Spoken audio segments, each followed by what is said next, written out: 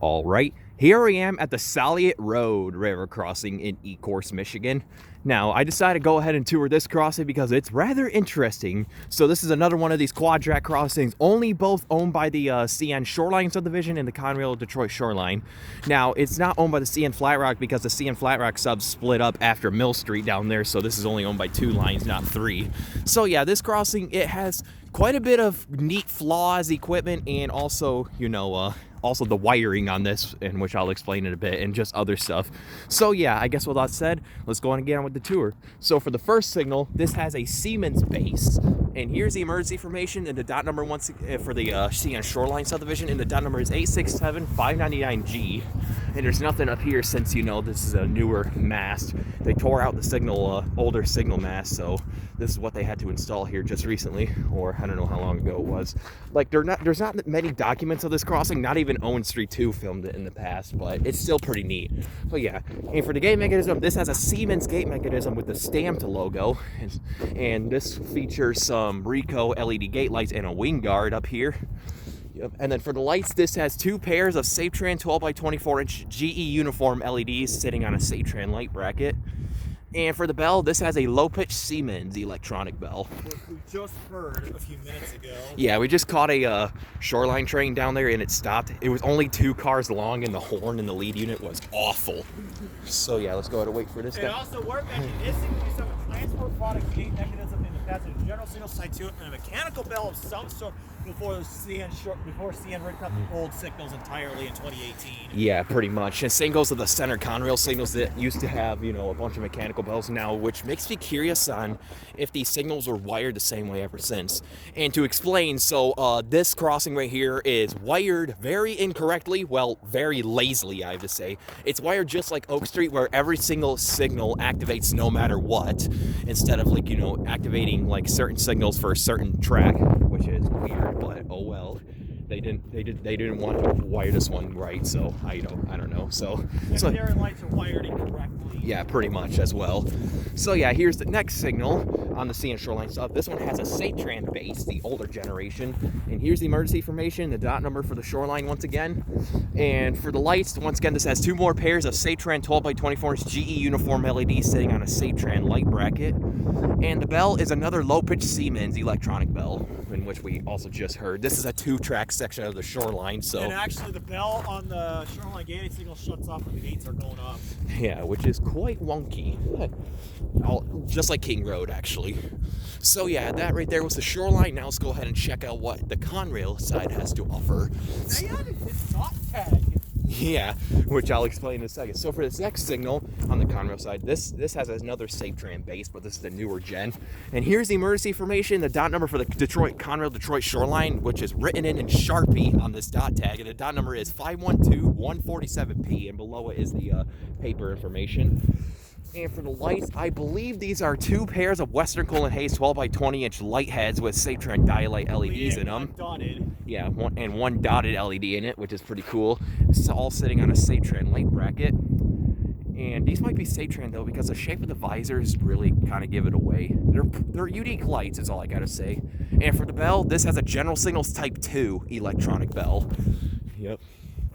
So yeah, with that said, nothing much going on over here. Let's go ahead and move on to this next signal. So yeah. So for this next signal, which is kind of similar to the other one, this one has another Safetran base. And this has no blue tag on it, but it has the paper emergency information stuck on the side. And for the lights, this has 1 pair of Safetran 12x24-inch dialight LEDs and 1 pair of Safetran 12x20-inch dialight LEDs, all sitting on a Safetran light bracket. And for the bell is another General Signals Type 2 electronic bell. I gotta make this quick. My fingers feel like they're gonna fall off. But yeah, in Ecorse, it's a little questionable at times, just like some parts of Flint. That's why I don't like to be around for long. So yeah, and here's the next signal on the next mass signal in the Conrail line. This has another Safetran base. Once again, no blue tag, but the emergency sticker emergency information is right there. And for the lights, once again, this has 1 pair of Safetran 12x24-inch LEDs and 1 pair of Safetran 12x20-inch dialight LEDs, all dialight sitting on a Safetran light bracket. And the bell is another General Signals Type 2. It's very cold now. Well, Yeah, this is interesting. Also, this crossing has only remaining incandescent gate lights that it was made. Yeah, that is exactly right, which I will explain in a second. So for the final signal on this crossing, which is the Conrail gated signal, so this one has another SafeTran base. And here's the emergency information, the dot number once again, and there's also a sticker on the gate arm and also on the gate mechanism itself with the same dot number. And for the gate mechanism, this has a SafeTran gate mechanism on it, and this one features some Ricoh incandescent gate lights. And the tip gate light is LED, which these incandescent gate lights are the only remaining incandescent gate lights in a downriver area. The second to last ones that were on Antwine Street, and they just got replaced recently. And this doesn't have a wing guard on it.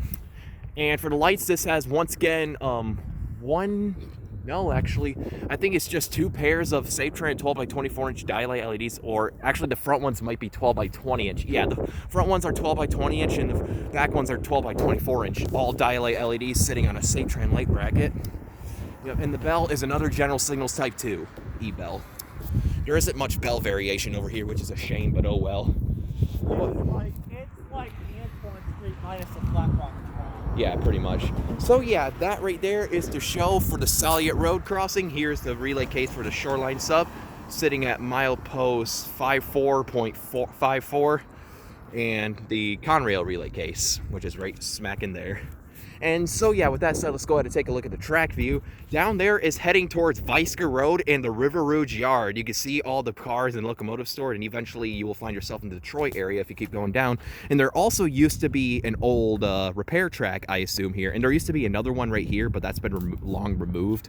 But yeah, you can see there used to be another track here, but it's been cut up and a newer signal has been installed. And down there is heading towards Mill Street and Emmons Boulevard. You'll find yourself in the Wyandotte area as far as you'll go. Eventually you'll find yourself in St. John Street, Goddard Road, and so on and so forth. But yeah, pretty neat view down there of the Y pattern signals. Let's go ahead and take a look at the other ones, at the other views. So yeah, you can see the Y pattern interlocking signal down this track, and also down this track, well, more like the River Rouge Yard. And this right here is the double track Shoreline sub, which doesn't lead to the River Rouge Yard, it just goes past it. So yeah, down there you can see Emmons, Mill Street, and you can see the signal tower is currently showing a green. Well, that is right by Emmons. And down there is the stop Shoreline train we just caught right there sitting on a red signal. And here's a couple of block signals that you know, we pretty much just got in action because there was a yellow for the train to go through.